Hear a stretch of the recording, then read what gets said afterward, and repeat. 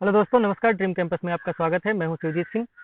दोस्तों, आज हम अपने इंटरनल सिक्योरिटी के लास्ट टॉपिक पे पहुंच गए हैं। जो कि सिलेबस में लास्ट टॉपिक मेंशन है वो है various security forces, agencies and there mandate.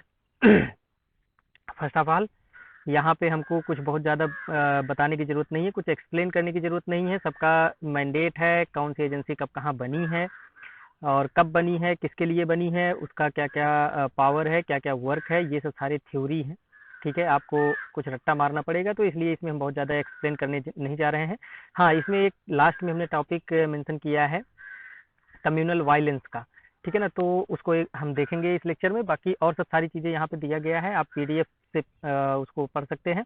PDF आपको हमारे टेलीग्राम चैनल के माध्यम से आपको मिल जाएगा। टेलीग्राम चैनल का लिंक नीचे डिस्क्रिप्शन बॉक्स में दिया गया है। ठीक है ना, देखिए यहाँ पे देखिए जो सेंट्रल फोर्सेज हैं उसमें लगभग 7 सेंट्रल फोर्सेज और पैरामिलिट्री फोर्सेज हैं। ठीक है ना, जिसमें असम राइफल है, बीएसएफ है, सीआरपीएफ है, सीआईएसएफ है, आईटीबीपी है, एसएसबी है, एनएसजी है। ये इतने 7 जो है सेंट्रल इनफैक्ट पैरामिलिट्री फोर्सेज हैं। इसके बारे में हमने यहाँ पे दे रखा है, आप इसको एक एक करके देख सकते हैं। इसके अलावा भी हमने कुछ चीज़ें यहाँ पे इन्वॉल्व किया है, जैसे मान लीजिए एसएसबी हो गया, एनएसजी हो गया, ये सब सारी चीज़ें ही हैं। उसके बाद central intelligence and investigative agencies को हमने यहाँ पे इंक्लूड किया है। उसमें सबसे पहले देखिए एनआईए को हमने यहाँ पे इंक्लूड किया है, जो कि 2008 में बनाया गया था। फिर उसके बाद bureau of police research and development, इसको भी हमने यहाँ पे इंक्लूड कर दिया है। उसके बाद एनसीआरबी है, नेशनल क्राइम रिकॉर्ड ब्यूरो। फिर उसके बाद नारकोटिक्स कंट्रोल ब्यूरो, इसको भी हमने वहाँ पे इन्वॉल्व किया है, सॉरी इंक्लूड किया है। फिर सीबीआई है, मैंडेट ऑफ सीबीआई, यहाँ पे इसको आप पढ़ लीजिएगा क्योंकि कभी कभी ये पूछता है और सीबीआई से रिलेट करके क्वेश्चन पूछता रहता है, क्योंकि ये हमेशा हाईलाइट में रहता है। कभी न कभी कोई ना कोई कंट्रोवर्सी इसमें जरूर देखने को मिल जाती है। उसके बाद आईबी के भी बारे में हमने यहाँ पे मेंशन किया है। उसके बाद रा के बारे में भी मेंशन किया है और नेटग्रिड के बारे में भी मेंशन किया है। तो आप जो है पीडीएफ को लेकर के यहाँ से आराम से इसको पढ़ सकते हैं। जो यहाँ पे मेंशन करने वाली बात है कम्युनल वायलेंस एंड कम्युनलिज्म। ठीक है ना, इसको हम अपने इंडियन सोसाइटी वाले चैप्टर जो लेक्चर्स हम कर रहे थे उसमें भी हमने मेंशन किया था, लेकिन उसमें कुछ चीज़ें छूट गई थी, तो उसको यहाँ पे हमने फिर से मेंशन किया है। तो सबसे पहले देखिए जान लेते हैं कि कम्युनलिज्म क्या होता है। कम्युनलिज्म आसान भाषा में इस तरह से समझिए कि जो धर्म है, ठीक है ना, धार्मिक, जस्ट मिनट,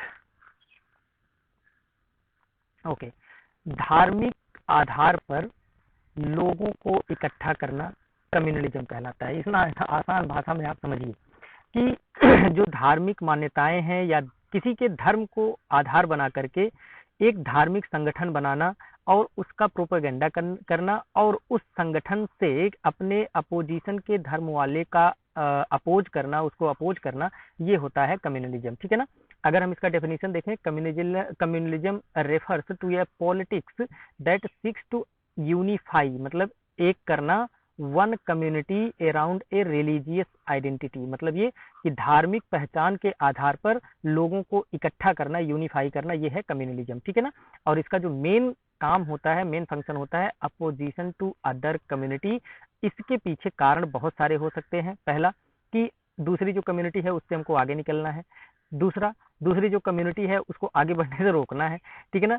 तीसरा, दूसरी जो अलग अदर कम्युनिटी है उसको हमेशा उसके ऊपर अटैक करना, उसके ऊपर अपने आइडियाज को थोपना, उसको अपने में इन्वॉल्व करना, अपने में मिला लेना, ये सारे उसके फंक्शंस हो सकते हैं, मोटिव्स हो सकते हैं। ठीक है ना।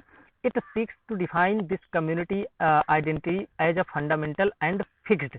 कहते हैं ये लोग कि जो भी हमारी धार्मिक मान्यताएं हैं यही फंडामेंटल है, हमारे जीवन का यही आधार है और यह फिक्स्ड है, इसको बदला नहीं जा सकता है। It attempts to consolidate this identity and present it as a natural. कहते हैं कि ये प्राकृतिक चीज है, इसको हम बदल नहीं सकते हैं। ठीक है ना। In order to unify the community, communalism suppress the distinctions within the community and emphasizes the essential unity of community against other community. मतलब इसका ये है कि अपने आप को यूनिफाई रखने के लिए, एक साथ रखने के लिए, इनकी कम्युनिटी के भी बीच में भी जो विभिन्नताएं पाई जाती हैं, जो डाइवर्सिटीज पाई जाती हैं, उसको भी ये मानने से इनकार करते हैं और उसमें कोई बदलाव नहीं चाहते हैं। और वो इसको इसलिए करते हैं ताकि अपने धार्मिक मान्यताओं के आधार पर जो दूसरा ग्रुप है उसको अपोज कर सके, उसको सप्रेस कर सके, उसको दबा सके।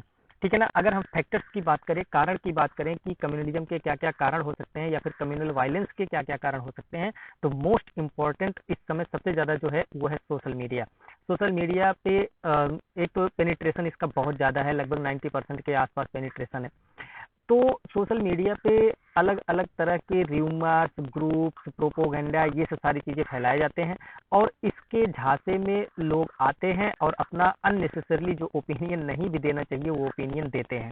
ठीक है ना। आई होप कि आप लोग सिविल सर्विसेज की तैयारी कर रहे हैं तो सोशल मीडिया पे ऐसे ना तो कमेंट्स करते होंगे और ना ही ऐसे पोस्ट को फॉरवर्ड करते होंगे और ना ही ऐसे पोस्ट को पोस्ट करने वाले लोगों को आप फॉलो करते होंगे, उनको अनफ्रेंड करते होंगे। ठीक है ना।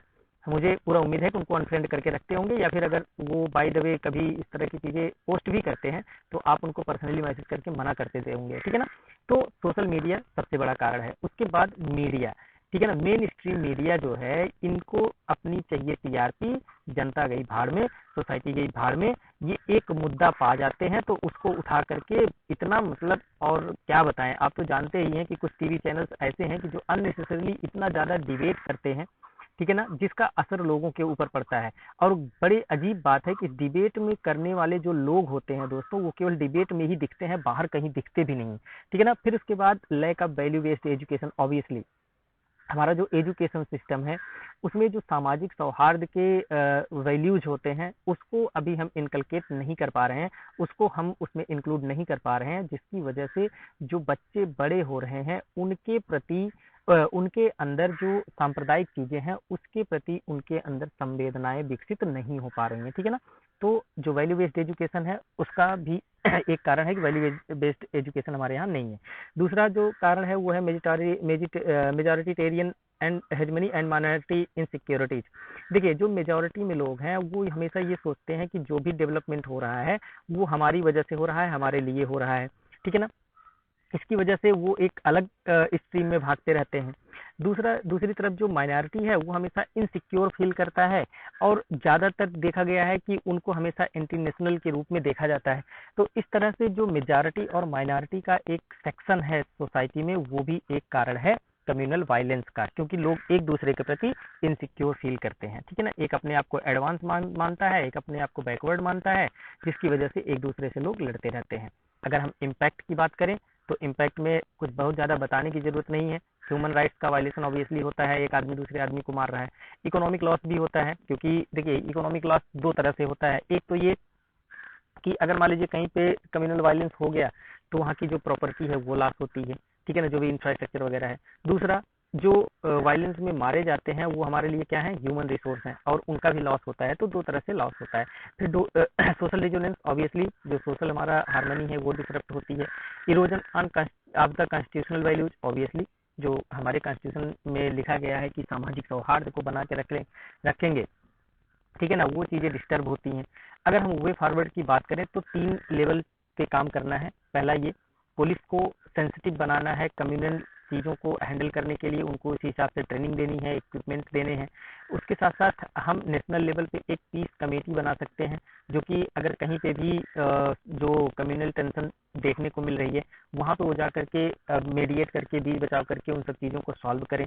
ठीक है ना। उसके बाद जो लीडर्स हैं हमारे यहाँ, उनके अंदर जो गंदी चीजें भरी हैं उसको खत्म करने की जरूरत है। और उसके बाद जो सोशल मीडिया और मीडिया के थ्रू इस तरह की चीजें होती हैं तो हम साइबर सिक्योरिटी अपने स्ट्रक्चर को स्ट्रॉन्ग करके इन सब चीजों को ठीक कर सकते हैं। बहुत छोटा सा टॉपिक था, आई होप कि इसको ये आसानी से आपको समझ में आ गया होगा। इसमें कुछ बहुत ज्यादा बताने की जरूरत नहीं है।